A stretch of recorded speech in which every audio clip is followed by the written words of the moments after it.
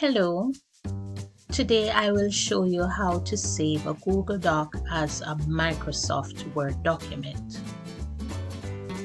First, open Google Docs.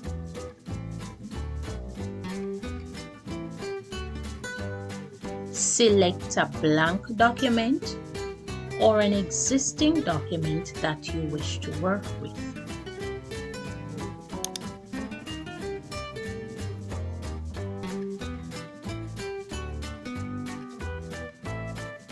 Next, select File,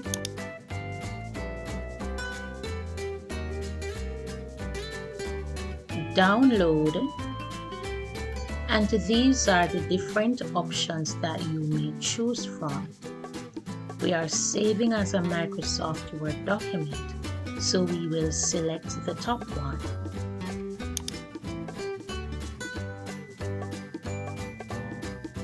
Choose the destination where you want your document to be saved.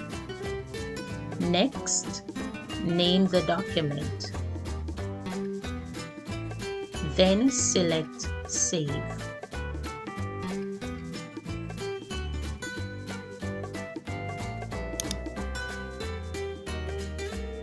And this is now my new Microsoft Word document.